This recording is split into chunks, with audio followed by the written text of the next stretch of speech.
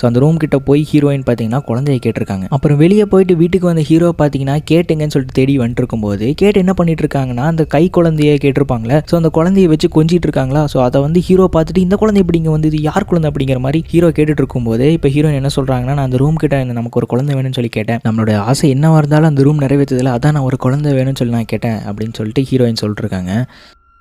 அப்புறம் மக்களே second half பார்த்தீங்கன்னா ஒரு மாதிரி வாய்ஸ் ஒரு மாதிரி டல்லாக தான் இருக்கும். ஸோ அதுக்கு காரணம் என்னென்னு கேட்டிங்கன்னா எனக்கு சளி பிடிச்சிருச்சு. ஸோ ரொம்ப கோல்டாக இருக்கனால ஒழுங்காக பேச முடியல. ஸோ கொஞ்சம் அட்ஜஸ்ட் பண்ணியே பாருங்கள். வாங்க வீடியோக்குள்ளே போகலாம்.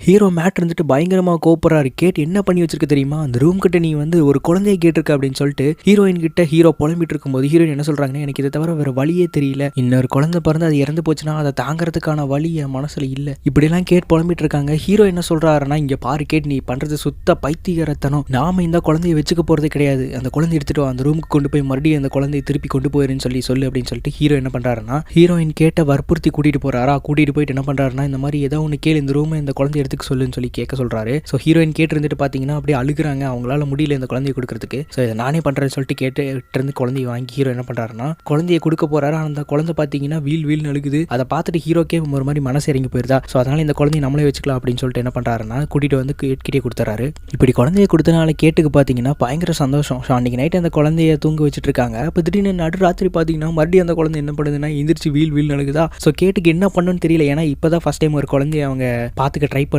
ஸோ டக்குன்னு ஏதோ ஒரு பால் எடுத்துட்டு அப்படிங்கிற மாதிரி ஹீரோட்ட கேட்கும்போது நான் எங்க பாலுக்கு எங்க போறது அப்படின்னு சொல்லிட்டு ஹீரோ சொல்லும்போது அதான் அந்த ரூம் என்ன கேட்டாலும் கொடுக்குமே. ஸோ அதனால ஹீரோ வேகமாக போய் என்ன பண்றாருன்னா எனக்கு ஒரு பாட்டில் ஃபுல்லாக குழந்தை குடிக்கிற பால் வேணும் அப்படின்னு சொல்லி கேட்டு அதை வாங்கிட்டு வந்து இப்போ அந்த குழந்தைக்கு கொடுக்கலான்னு போறாரு. பார்த்தா கேட்டு என்ன பண்றாங்கன்னா அவங்களே குழந்தைக்கு பால் கொடுக்குறாங்க. ஸோ இது எப்படி ஒர்க் ஆகுது கேட் அப்படின்னு சொல்லிட்டு மேட் கேட்கும்போது அது எனக்கு தெரியலன்னு சொல்லிட்டு கேட் சொல்றாங்க. ஸோ அதுக்கப்புறம் ஹீரோ என்ன பண்றாருன்னா அவருக்கு ஒரு மாதிரி குழப்பமாவே இருக்குது. ஸோ இந்த குழந்தை நம்ம வச்சுக்கலாமா வேணாமா, அந்த ரூம் கிட்ட இருந்து நம்ம இந்த குழந்தையை கேட்டிருக்கோம் அப்படின்னு சொல்லிட்டு ஒரு மாதிரி மனக்குழப்பத்திலே உட்காந்து யோசிச்சுட்டு இருக்கும்போது அங்கே பார்த்தீங்கன்னா ஹீரோ அந்த கொலகாரனை வரைஞ்சி வச்சிருப்பார்ல. ஸோ அந்த கொலகாரனோட முகத்தை பார்த்தீங்கன்னா பாதி தான் வரைஞ்சி வச்சிருப்பாரு, பாதினா அந்த கண்ணு வரைஞ்சிருக்க மாட்டாரு. இப்போ அந்த கொலகாரனோட முகத்தை கொஞ்ச நேரம் பார்த்துட்டு அதுக்கப்புறம் என்ன பண்றாருன்னா மறுபடியும் அந்த வெப்சைட்ல போயிட்டு சர்ச் பண்ணி பார்க்கும்போது அந்த கொலகாரனோட பேரு இவன் எங்க இருக்கான் அப்படிங்கிற எல்லாத்தையுமே ஹீரோ தெரிஞ்சுக்கிறாரு. ஸோ கொலகாரனோட பேர் பார்த்தீங்கன்னா ஜான் டோ. அவனை பார்த்தீங்கன்னா ஒரு மென்டல் ஹாஸ்பிட்டலில் இப்போ சேர்த்திருக்காங்க. ஸோ ஹீரோ என்ன பண்றாருன்னா ஸோ இந்த வீட்டில் என்ன நடக்குன்னு சொல்லி தெரிஞ்சுக்கணும் அப்படின்னா அது அந்த கொலகாரன்கிட்ட தான் தெரிஞ்சுக்கணும்னு சொல்லிட்டு இப்போ அவனை பார்க்கறதுக்காக போறாரு. போறதுக்கு முன்னாடி பார்த்தீங்கன்னா பணம் வேணும்ல. ஸோ அதுக்கு இவங்க அந்த ரூம் கிட்ட இருந்து கேட்ட பணத்தை எல்லாத்தையுமே எடுத்து பாக்கெட்ல வச்சுக்கிட்டு அவர் கார் எடுத்துட்டு கிளம்பிடுறாரு அந்த மென்டல் ஹாஸ்பிட்டல் அவனை பார்க்கறதுக்காக.